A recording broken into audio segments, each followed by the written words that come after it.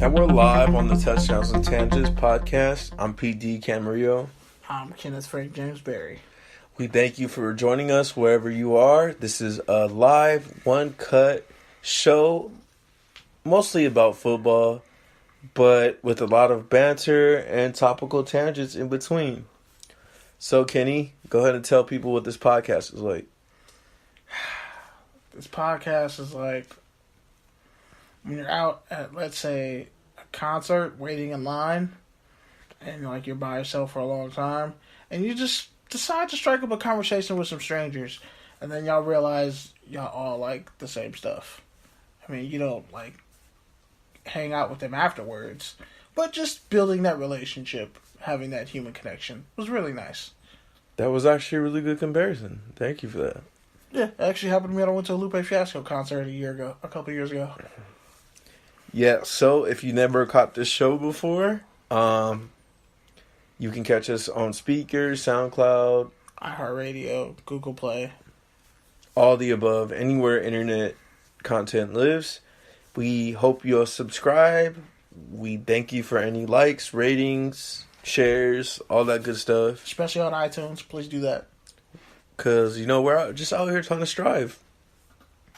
And if you see something that you want to point out, let us know. You can add us. All of our shows are topical all the time.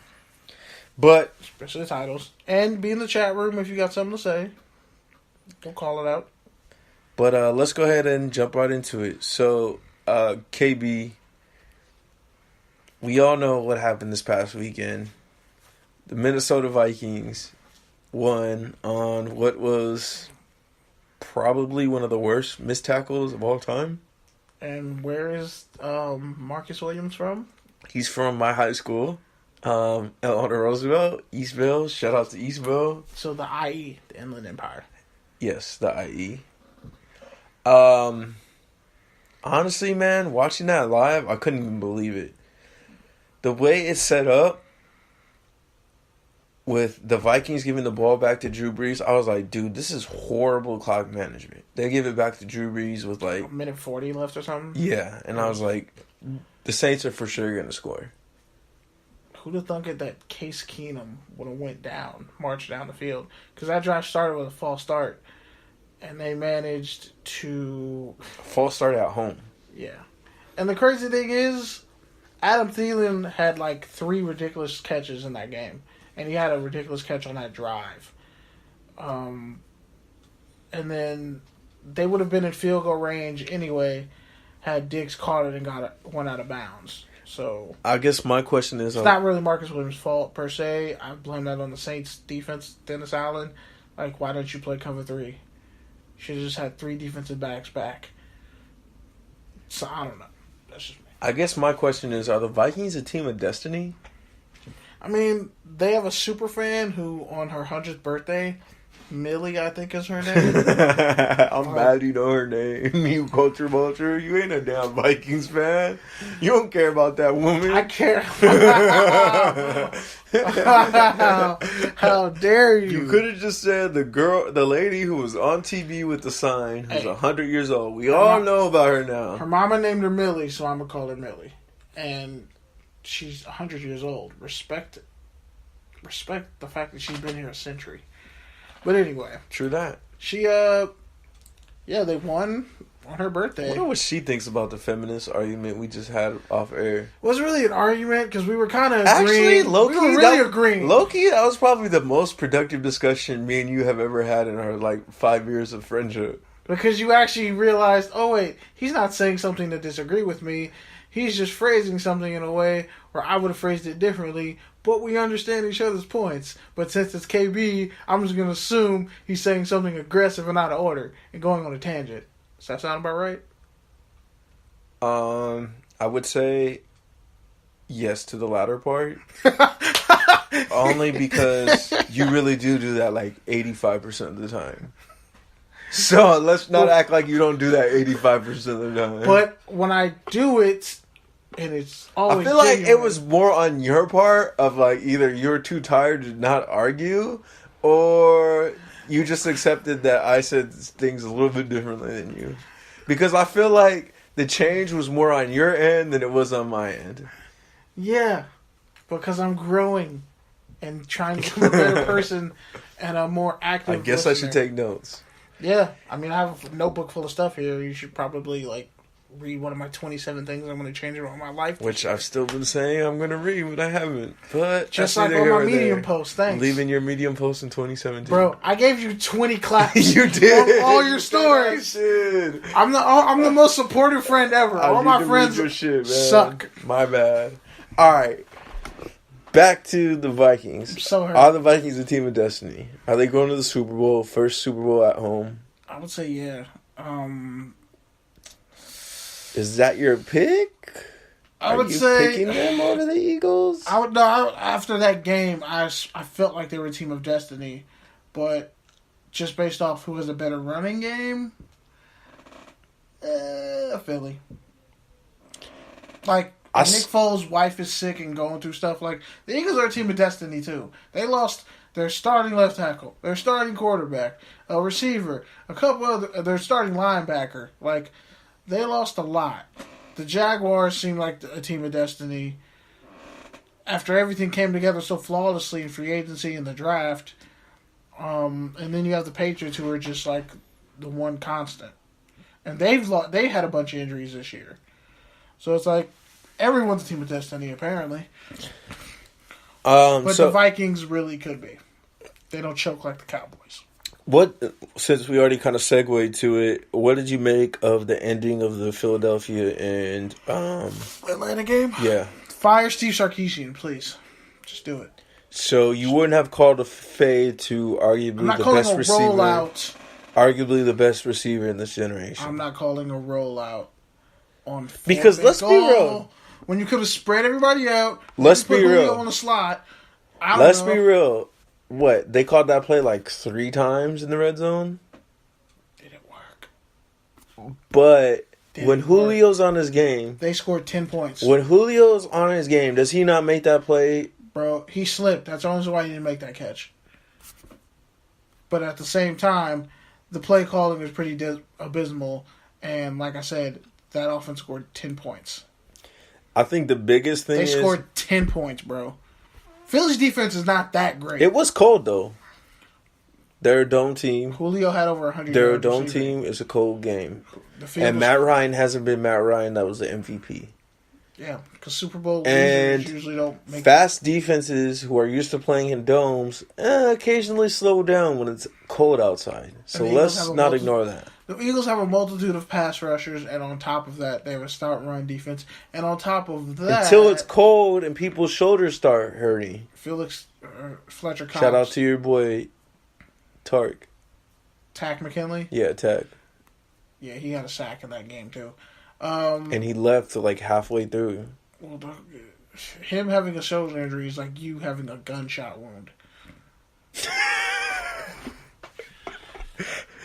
I don't know if that's lightning, gunshots, lightning and gunshots. Lightning. But yeah, like these NFL cats, like they have injuries that would honestly knock most of us, like average everyday people, into a coma. I think the biggest thing... Except me, I have a high pain tolerance. I think the biggest thing for the Falcons is, number one, they really need a tight end.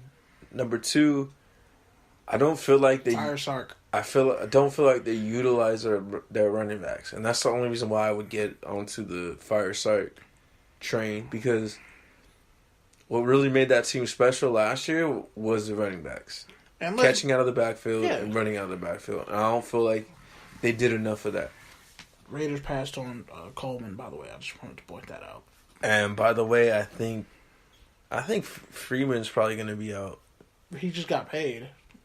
I think he's a free agent. He just got paid a massive extension. He did? Luke Campbell's wife. I didn't see that. It happened at the BET Awards. You missed it. It happened around that time. He got a contract. He got a fat contract extension. You can't blame him because he's getting washed though. When you give him the ball, he produces. Losing the gear, though. He had 1,000 yards this year and like 10 touchdowns. When he gets the ball, but he's been losing the gear for like 2 years. Not really, because he was never that fast. He ran like a 4.5, 9-ish. He just had Okay, fine. He had great game fine. speed. Okay, I'll give you the benefit of the doubt. He was never a burner. If that's the case, what it probably is plus their offensive line is piss poor. Yeah, that's what I'm going to say. The Falcons need guard help, center and guard help. The guard went on injured reserve before the game, so if anybody needs to trade up their draft, they need to just get that guard out of Notre Dame, Quentin Nelson. Just trade up in the draft like you did for Julio and get him. He's more of a Kelechi Osemele type of player than Zach Martin. But that's what they're missing is elite. Like, they haven't had an elite offensive lineman in years.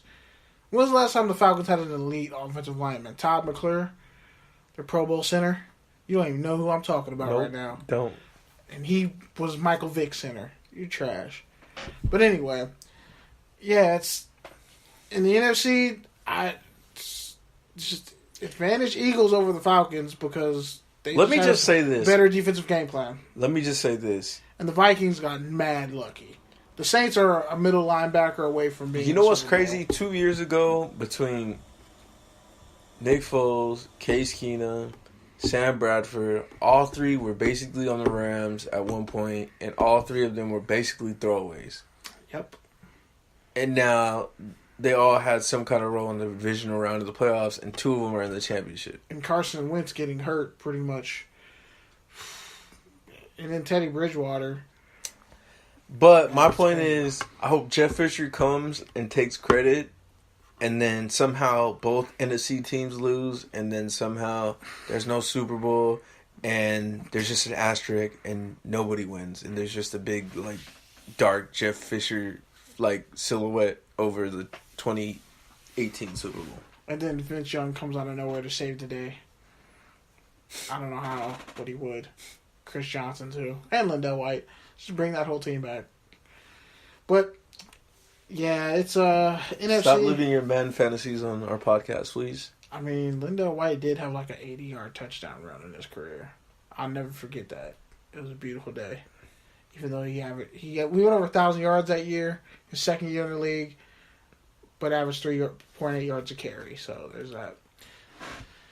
But anyway, speaking of fledgling running games. The Jacksonville Jaguars? No, I was going to go New England, but okay. New England has had like the easiest schedule all year and the easiest playoff schedule. Because, I mean, let's be honest. What do you make of Brady's finger injury? Is it real? His Is it foul not? hand? Whatever. I don't care. I think I heard it on the radio, and He gonna play. what LZ was saying is basically they're setting up a narrative where if he plays bad, it's because of the finger. But if he plays well, then he's heroic. Yeah, great PR.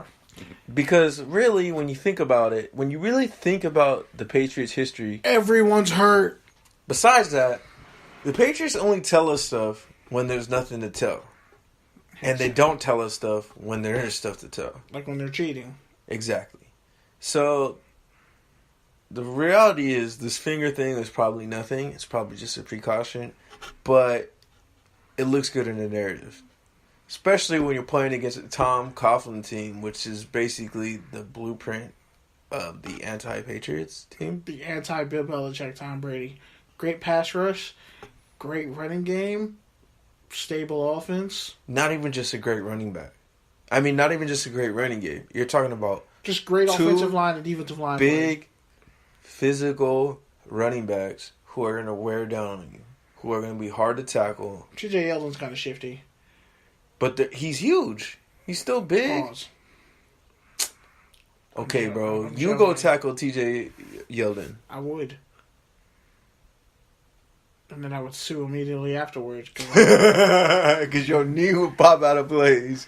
You'll get him on the ground one time and be done for the whole game. I have a chest contusion and it would prevent me from breathing. I got him on the ground. I took that initial pop.